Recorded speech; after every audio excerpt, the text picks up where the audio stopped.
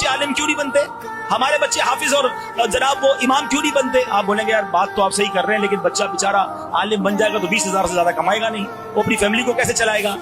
آپ کو پتہ ہے حال کیا ہے؟ آپ کا دل دکھنا چاہیے کہ آج مسجد کے امام کا بیٹا مسجد کا امام نہیں بننا چاہتا, کیونکہ اس نے اپنے باپ کو دیکھا ہے کتنی غربت میں زندگی گزارتا ہے. ایک عالم کا بچہ عالم نہیں بننا چاہتا. یہ کیوں ہو رہا ہے؟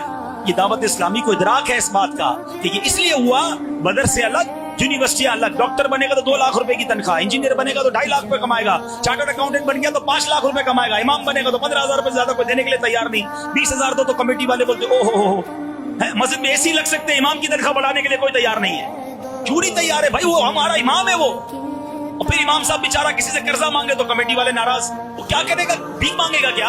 امام کا خیال ہم نہیں رکھیں گے تو کون رکھے گا؟ لیکن یہ الگ بحث ہے, میں تو سمجھانا چاہ رہا ہوں. سمجھو, ہم نے بہت غور کیا کہ یہ اگر گیپ کور کرنا ہے تو یہ گیپ آج کے دور میں دعوت اسلامی کر سکتی ہے. ہم نے اس لیے اسلامک انگلش میڈیم اسکول بنا دیے کہ انشاءاللہ وہ دن اب دور نہیں ہے کہ آپ ایک انجینئر سے ملیں گے وہ عالم دین بھی ہوگا, ایک ڈاکٹر سے ملیں گے آپ علاج کرانے جائیں گے وہ ڈاکٹر بھی ہوگا اور وہ درس نظامی کیا ہوا حافظ قرآن بھی ہوگا. اب بتاؤ کون ہے گا جو اپنے بچے کو نہیں بھیجے گا دارالمدینہ میں کہ میرا بچہ عالم بھی بنے گا اور میرا بچہ ڈاکٹر بھی بنے گا؟ ہم اس گیپ کو کور کرنا چاہتے ہیں, مگر یہ کیا فری میں ہو جائے گا؟ اس کے لیے کتنا سرمایہ درکار ہے.